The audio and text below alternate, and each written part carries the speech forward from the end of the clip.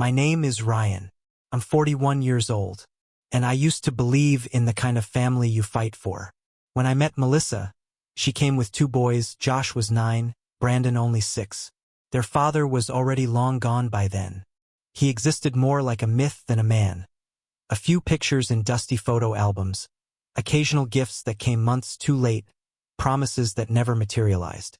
The boys used to talk about him like he was some kind of superhero who'd just been delayed, as if he were stuck in traffic on the way to their lives and would arrive any day now to fix everything. But I was the one who showed up every day. And at the time, that felt like it would be enough. In the beginning, I tiptoed. Anyone would. I tried not to correct too harshly, not to intrude too deeply. Melissa said, "They just need time." So I waited. I'd sit with them while they did homework, take them to soccer practice, let them pick the movies on Fridays. I laughed when they laughed, bit my tongue when they didn't say thank you. I thought patience will earn me a place.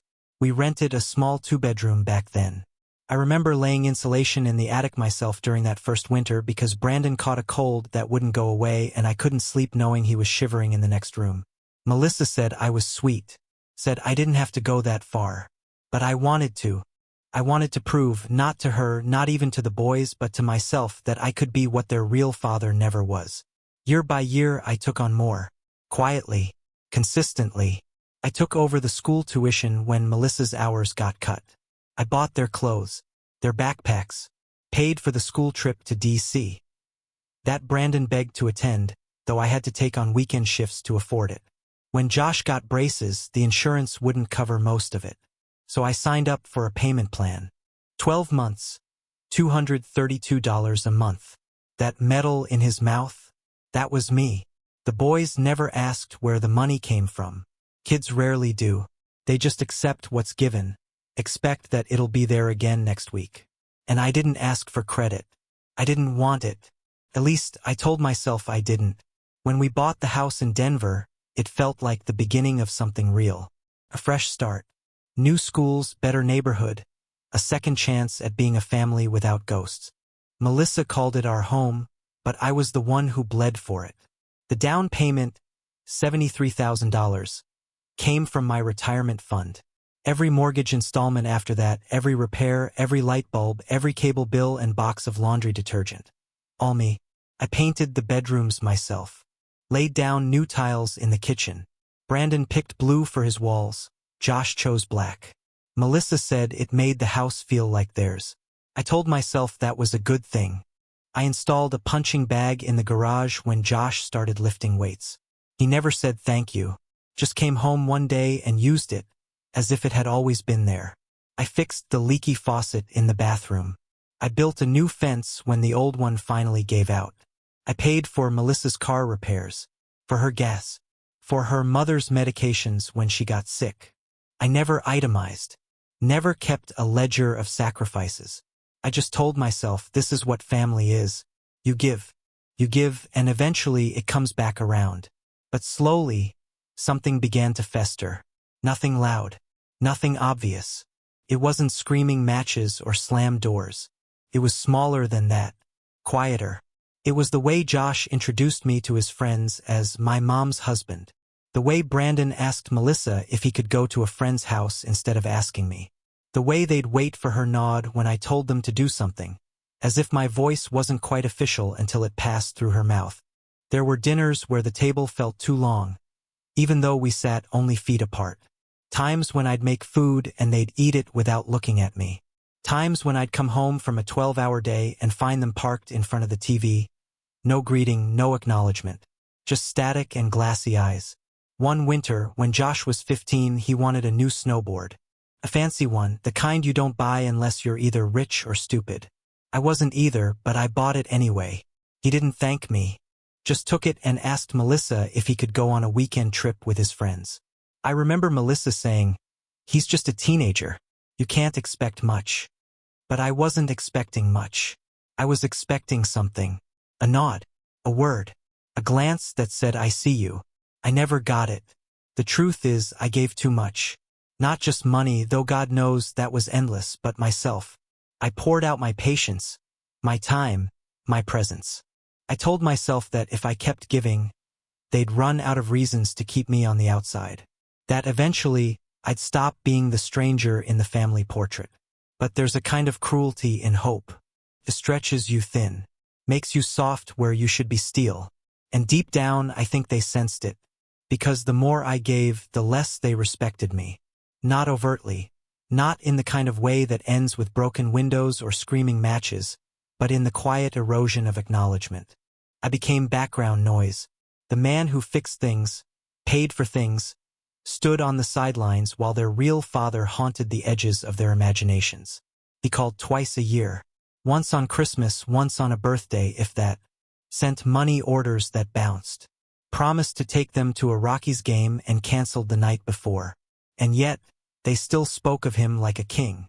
Once, I overheard Brandon telling a friend, "My dad used to race motorcycles. He's badass. I was the one who taught him how to ride a bike. I was the one who bandaged his knees when he fell off it. But his father, the ghost, was the one who got the throne." You tell yourself it's okay, that you're the adult, that their real father's absence is the very reason you need to be steady. But steadiness becomes invisibility when no one looks at you long enough to remember what you do. It reached the point where I started walking through the house and feeling like I was trespassing. My name was on every bill, every deed, every insurance form, but it didn't feel like mine. Even Melissa changed. Subtly. She stopped defending me when they rolled their eyes. Stopped correcting them when they interrupted me. She started saying things like, "They're just at that age," and "Don't take it personally." But what she didn't understand, or maybe did and ignored, was that it was personal. All of it. Every time they cut me off. Every time they called their dad to talk about things I'd already paid for. Every time they bypassed me like I was nothing more than a roommate with a wallet. I tried to talk to her about it. Once, I remember we were sitting on the porch, the kids inside playing video games, their laughter cutting through the windows. I said, "Sometimes I feel like they don't even see me." She looked at me, blinked and said, "They're boys. They'll grow out of it." But they didn't grow out of it. They grew into it. And me? I kept building, kept buying groceries, kept filling the fridge, kept replacing their phones when they dropped them, kept smiling through birthdays where their dad showed up for 5 minutes and got the credit, while I took out another loan to afford the damn cake. I used to think love was enough. That presence, commitment, quiet sacrifice, those things would be seen eventually. That one day, I'd come home, and they'd look at me and say, "Thanks. You didn't have to do all that. But you did." That day never came. And the worst part? I still waited for it. Like a fool waiting for the applause after a play that no one ever watched. It started with the small things. Josh stopped coming home for dinner.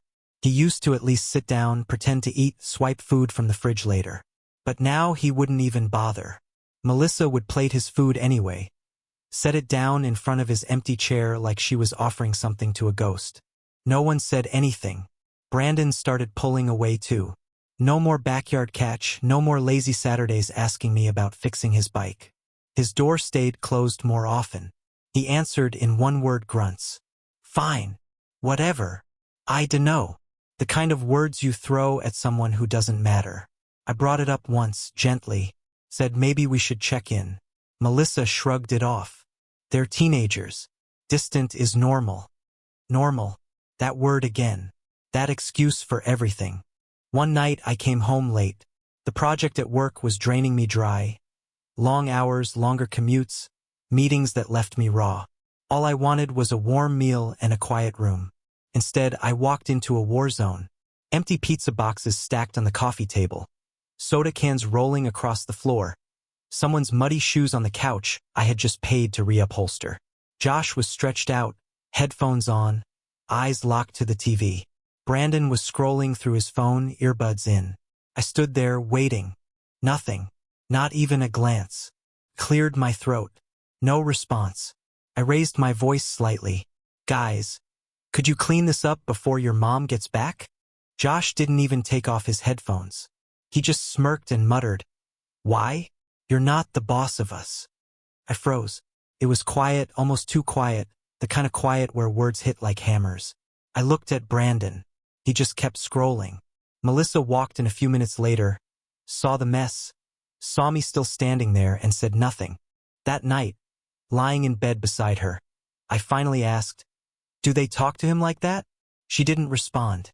I pressed, "When they visit their dad, do they speak to him this way?" She sighed, turned over. "It's different." "Why? Because he's their real father?" Her silence was answer enough.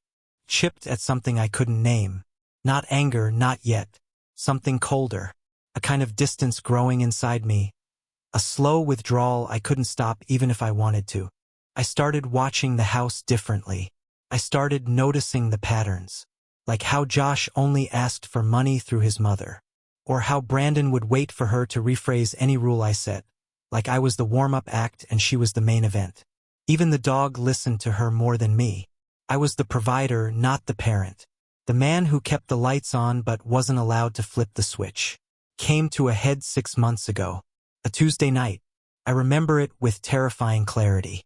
I had just finished fixing the dishwasher again. I was on my knees, sweat soaking my shirt, trying to reconnect the water line because no one else cared enough to do it. I heard voices drifting from the living room. The boys didn't know I was around the corner. Josh's voice first. "He acts like this is his house." Brandon, "Yeah, whatever. Just nod and he'll go away." Then Josh laughed. Cruel, sharp. "He's just temporary. Money doesn't give him a say."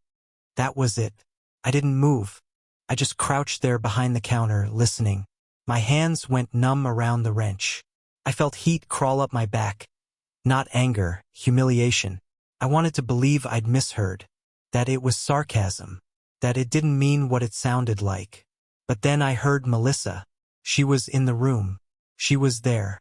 I heard her footsteps. She didn't say a word. Not one. She let it pass. Later that night I brought it up. Carefully.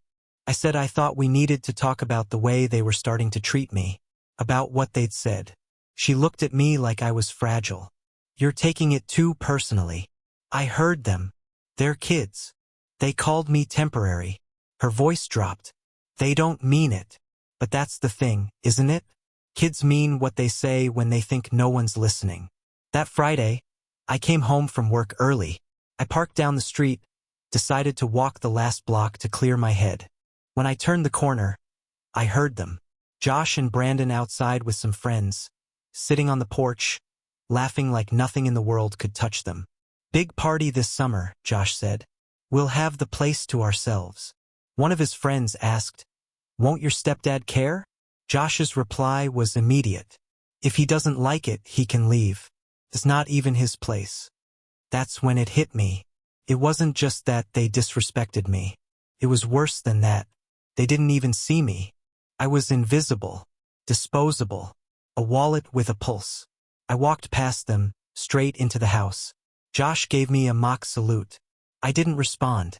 I just climbed the stairs, closed the bedroom door, and sat down on the edge of the bed we once called ours. I didn't sleep that night. Not a minute. I laid there listening. Every sound from the hallway cut deeper. Laughter. Doors creaking. A phone buzzing. My family, if you could still call it that, moving through the house I paid for, living lives I funded while I sat in silence, unwanted in the space I had built for them. And that's when the decision came. Not in anger.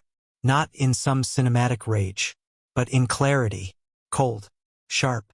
I finally understood what I was. I was a man holding together a lie. And I was done. The next morning, I woke before anyone else. It was still dark out. I made coffee, sat at the kitchen table. The silence felt like a curtain falling. Then I opened my laptop. One by one, I disconnected everything. Their gas cards disabled. The food delivery apps unsubscribed.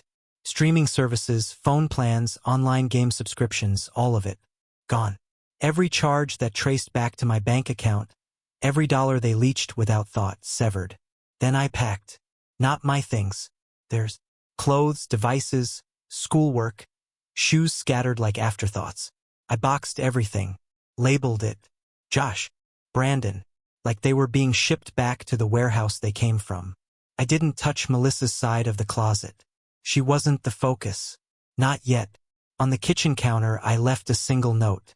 Now it's all yours. No threats. No begging. Just a statement of fact. By the time they got home, I was sitting on the porch. The sun was setting. I didn't look at them when they pulled up. Just waited. Brandon was the first to notice the boxes. Josh tried to laugh, thought it was a prank. Melissa looked at me like I had lost my mind. I stood. You think I'm temporary? I said. Fine. Let's test that theory. Josh started protesting. What is this? Some kind of joke? No. It's your life now. Without me in it. Brandon looked pale. Where are we supposed to go? To your dad's. I said. You remember him, right? The one who promised to take you camping for 3 summers straight and never showed? The one you still call real? Go live with him. Let him carry you for once. Melissa tried to speak, but I cut her off. You stood there. You heard them. And you said nothing. That's your choice. This is mine. I drove them to their father's apartment that evening. He looked surprised, then furious, then overwhelmed. He had no space, barely any food in the fridge, a futon and an air mattress, no room for 2 boys and their baggage, literal and otherwise.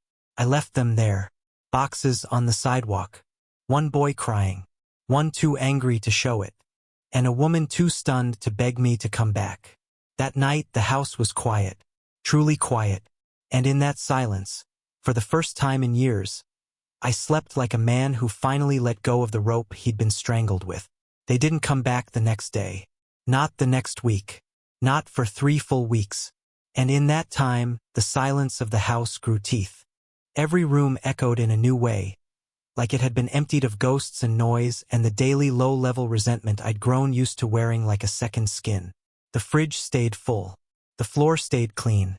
The sink didn't overflow with crusted plates they never rinsed. The house, for once, felt like mine. But the stillness was deceptive, like a lake before a storm. The first message came from Melissa. Not a call. A text. Cold and vague. You really did it. I hope you're proud. I didn't respond. What was there to say? Yes, I really did it. I cut them off. I put their things in boxes. I drove them to the doorstep of the man they called real, and watched him flinch at the weight of what he had abandoned. I was proud. Not in a triumphant way. Not in the way people post selfies after a breakup and pretend it's empowerment. This wasn't clean. This wasn't vindication. It was ash in the mouth.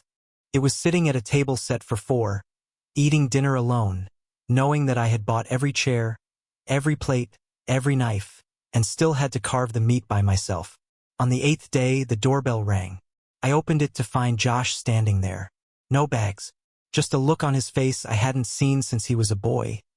That particular mix of defiance and fear that teenagers wear when they've lost a fight they didn't realize they were in. He didn't ask to come in. Mom says you froze the cards, he said, arms crossed. I can't buy food. Can't get gas. I nodded. Sounds about right. His face twisted. You're seriously just abandoning us? I looked him dead in the eye. I'm following your instructions.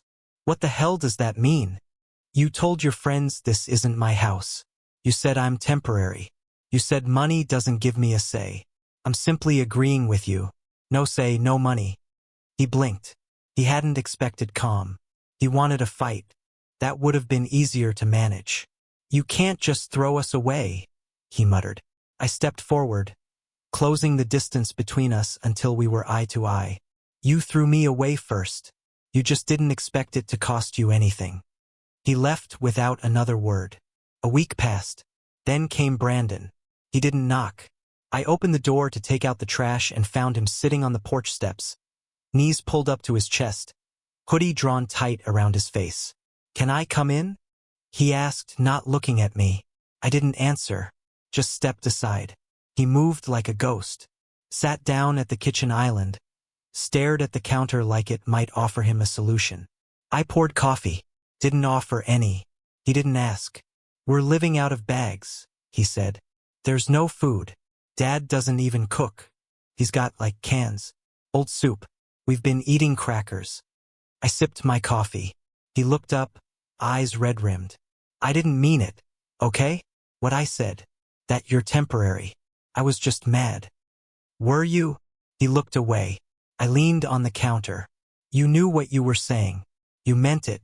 Maybe not forever, maybe not as an oath, but in that moment you said what you believed. That's what truth sounds like. Brandon. Unfiltered. And I heard it.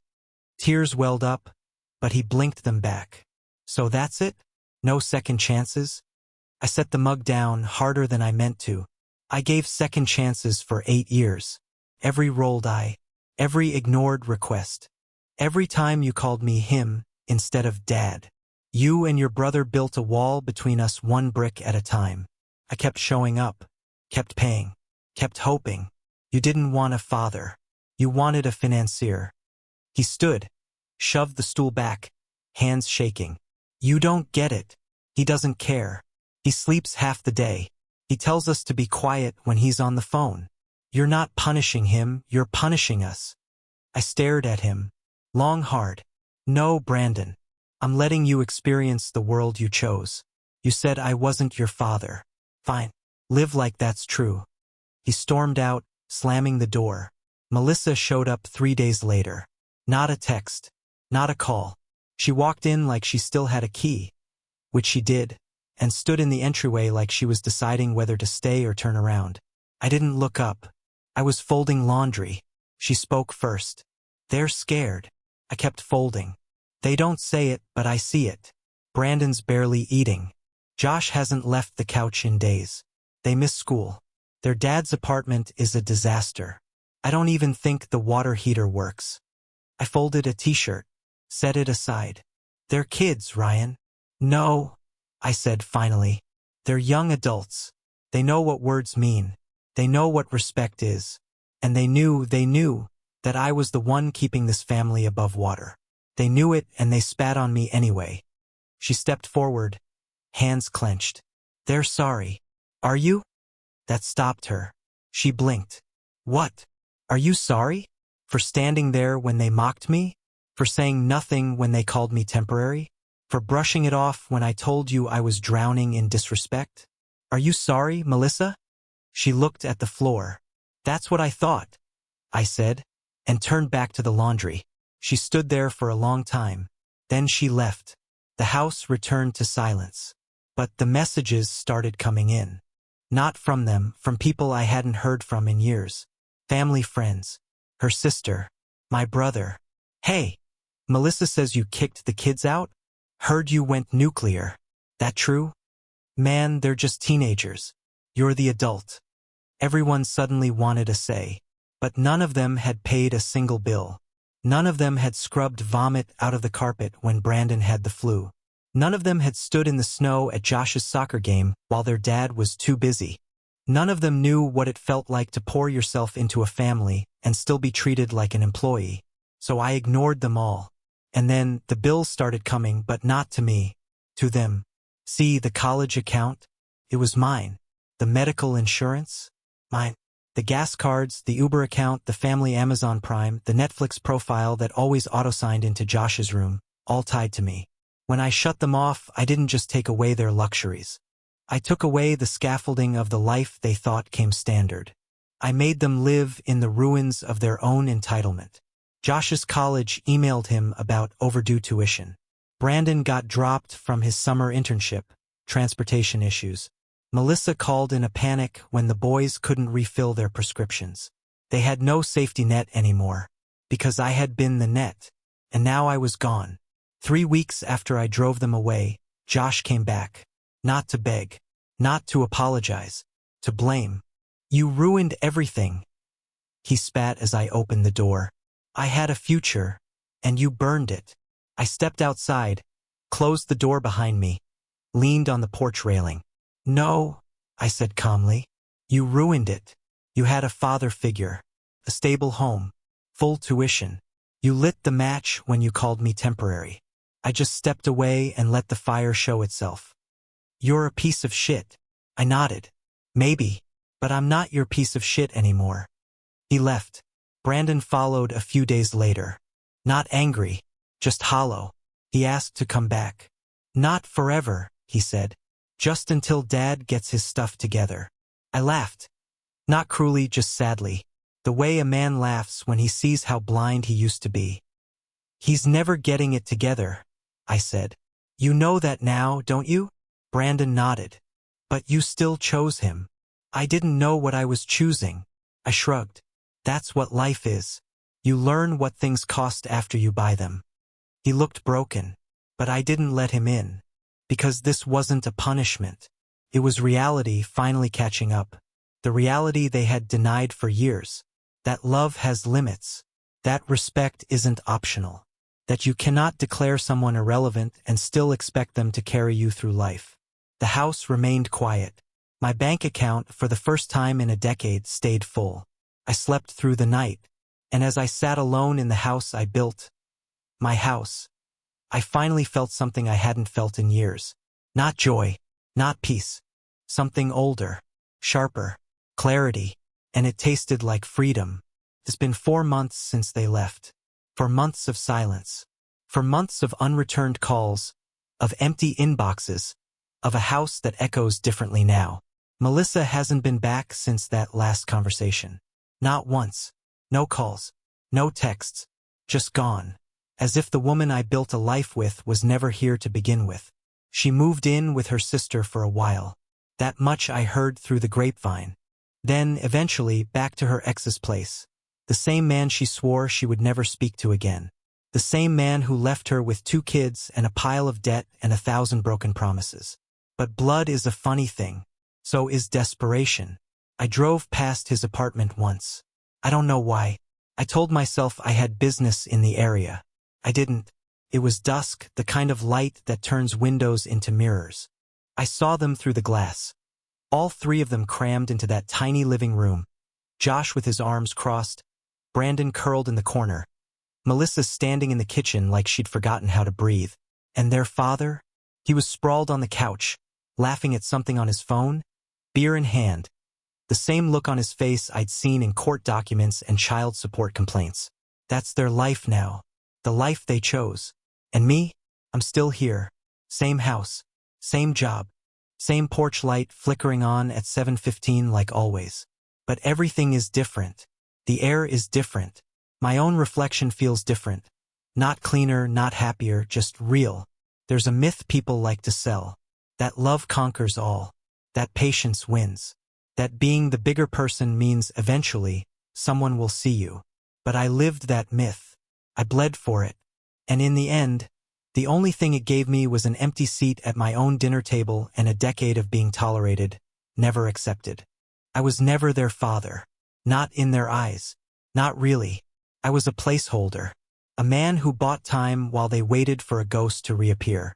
A man who paid the bills so they didn't have to face the truth. That their real father was never coming back in any meaningful way. And Melissa? She let it happen. That's the part that still wakes me up some nights. Not the boys, they were just doing what kids do.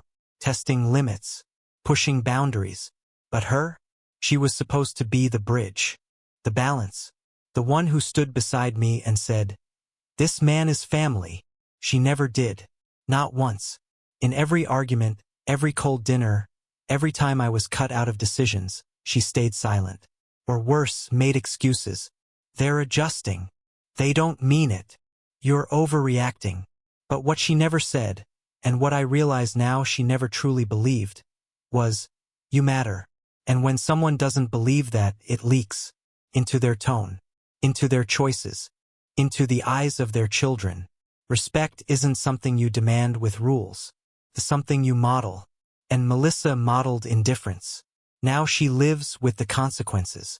So do they. I've gotten letters. From the school. From the hospital. From collections. Turns out the real dad isn't paying for much. Josh missed his tuition deadline again. Brandon dropped out of his summer program. Melissa's car got repossessed. Their world is shrinking. The net is gone. And I was the net. I didn't gloat. I didn't tell anyone, "I told you so." I just read the letters, filed them away, and kept living. Because here's what no one tells you about being a stepfather. The sacrifices are invisible. The hours you work, the sleep you lose, the therapy bills, the missed promotions because you left early to pick someone else's child up from school, they vanish. No one counts them. Not really. They remember the things you didn't do. The one time you raised your voice. The moment you hesitated to co-sign a loan. The time you said no. They remember your limits, but not your love. And if you let it, that kind of life will hollow you out. I remember once, years ago, Josh came home with a black eye. Fight at school. He was 13. Said some kid talked about his mom. He was shaking when he told me. Too proud to cry. Too scared to laugh it off. I sat with him on the back steps for an hour. Just us. I didn't scold him. Didn't give some speech about controlling anger. I just said, "You defended someone you love. That matters." He nodded. And for a brief moment, I saw something in his eyes. A softness. A flicker of connection. Like maybe I wasn't invisible after all. But it passed. It always passed. That's what life became with them. Flashes of closeness wrapped in layers of dismissal. They needed me. God, did they need me? But they never wanted to admit it. Because admitting it meant seeing me. And seeing me meant recognizing that their real father wasn't enough. They couldn't do it. Maybe they still can't. Last week, Brandon called. First contact in months. His voice was different. Slower. Hesitant. "Hey, I know it's late. I just wanted to say, I'm sorry. For what I said. For how I treated you. I didn't get it back then." I sat in the dark. Phone pressed to my ear. Not saying a word. "You were the only one who showed up.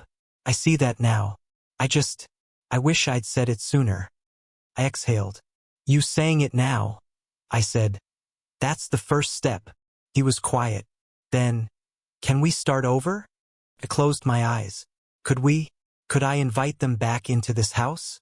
Could I unbox the pain, sweep it aside, act like the past didn't shape every part of who I am now? Maybe, but not without cost. "Maybe," I said, "but not as children anymore. If you want to come back into this life, it'll be as equals. As men. No more pretending I'm a stranger when I'm paying your bills.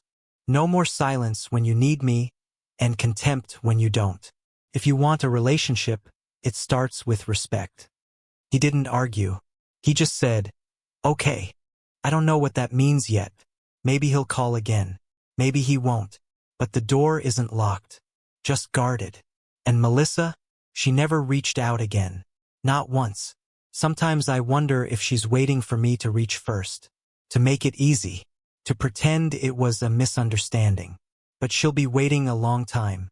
Because what she allowed, what she enabled, wasn't confusion. It was betrayal by neglect. I don't need revenge. I just needed distance. Now I have it. And with it, a new clarity. I'm not a father. Not by blood. Not anymore by title. But I was a man who gave everything to a family that treated me like a safety net and called it love. Now I'm a man who knows better. So what did I learn? I learned that sacrifice means nothing without respect. That being present doesn't always mean being seen. That love, when unreciprocated, becomes a leash. I cut that leash. And I've never felt lighter. So I ask you, whoever's reading this, whoever's been in my shoes, whoever's standing in a kitchen surrounded by kids who only speak when they need money, a partner who mediates your authority like you're a substitute teacher, a life that feels like a transaction instead of a home. Would you have stayed? Would you have kept paying? Would you have let them treat you like an outsider while you bled for them behind closed doors? Would you have endured it? Or would you have done what I did, walked away, not in anger, but in truth? Because at the end of the day, the question isn't whether I was cruel. The question is, how long would you have waited to be seen?